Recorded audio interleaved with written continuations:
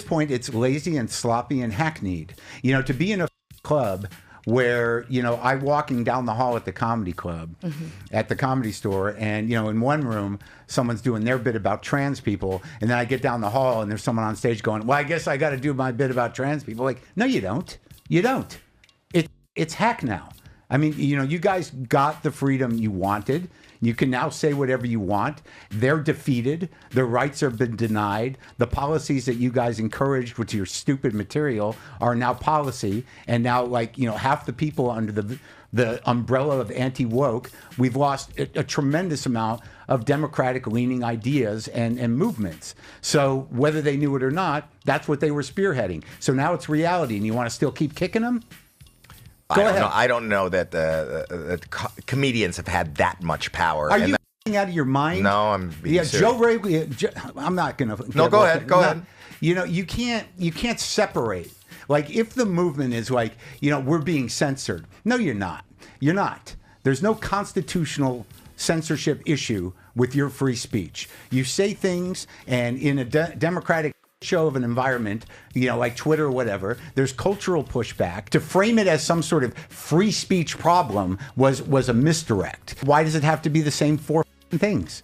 It's like they talk about the same shit, and I don't know a better definition of hack. To say this man is going on a legendary podcast run to promote his new comedy special is actually insulting, because Marc Maron has been in the game for years. It's just straight up about representation in marginalized communities, vulnerable people.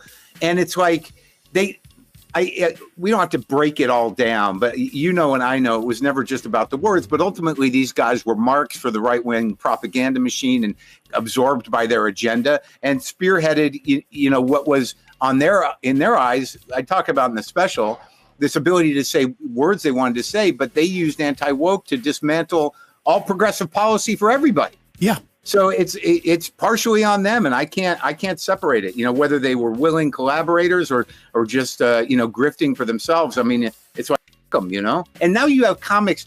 The other shift too with the right wing political comics is that there's a blurring of the line of comic and commentator or influencer. The right wing has opened up the sort of expanded the minds of fairly shallow people into believing that they can debate, that they have a point of view, and that it's based in this very slippery slope of evolving bullshit that gets them worked up. Because, as he discussed with the Majority Report's Sam Cedar, he's seen how political comedy has not only evolved, but in turn, its mainstreamness within the right wing. They thought that their fight was really about free speech, which wasn't on a constitutional basis.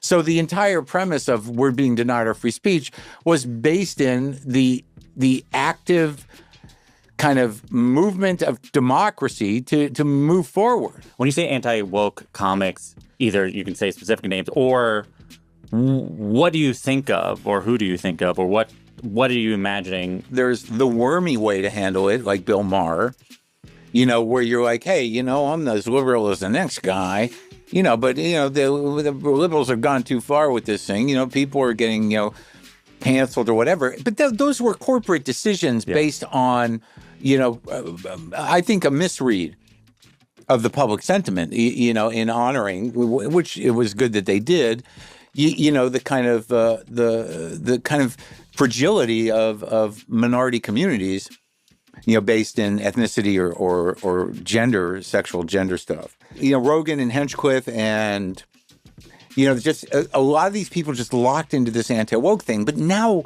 the government, which is for all practical, good intents and purposes, is an authoritarian government, and we have a fairly dominant fascistic culture. Yeah. So they're using the same language, which is anti-woke, to dismantle all progressive institutions.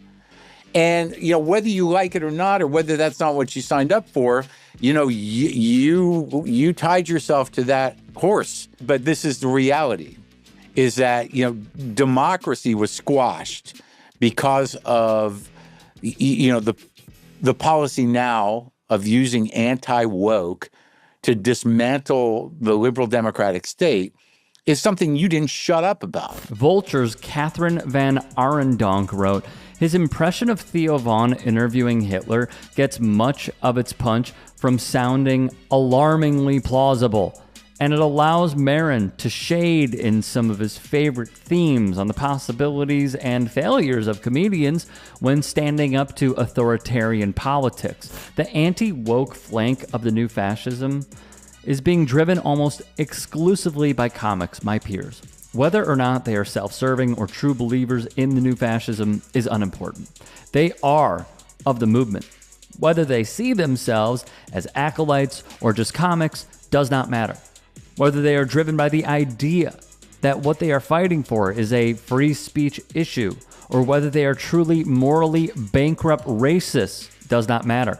They are part of the public face of a fascistic political movement that seeks to destroy the democratic idea. He would add, when comedians with podcasts have shameless, self-proclaimed white supremacists and fascists on their show to joke around like they're just entertainers or even just politicians, all it does is humanize and normalize fascism.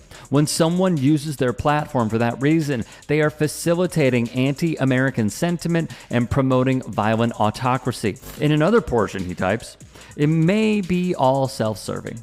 Greedy influencers and comics and public personalities and certainly tech companies want to align themselves with an unapologetic right-wing movement that has no concerns for regulation or law or justice or decency or democracy to increase their earnings and put them in the seat of power. Fascism is good for business if you toe the line. Popular podcasts became tribal and divisive years ago. Now they may be in the position to become part of the media oligarchy under the new anti-democratic government. W. Kamau Bell had another take on his Substack. I'm old enough to remember the East Coast versus West Coast rappers beef of the 90s. This feels like that. But instead of the beef being about who's more gangster, the fascistic comedians versus non-fascist comedians beef is about who is more democratic. He'd later print, Maron is the perfect person to take on the Trump medians and the entire Rogan sphere. No one can question Mark's comedy bona fides. Maron is also perfect for the job of taking these Trump medians to task because they can't accuse him of being woke. Maron's act has always been created in the space of the comedy club, where toes are not always carefully considered before they are stepped on. Hey, I appreciate you watching. Now, if you can, please do become a channel member by going to youtube.com/tytsports and clicking the join button. If that's too much for you, you can just go to tyt.com/join to become a member. It helps all of us out here at the Young Turks and keeps our network afloat. In addition, you could follow me on my socials on Twitter, Instagram, and TikTok. Appreciate the love. Have a great day.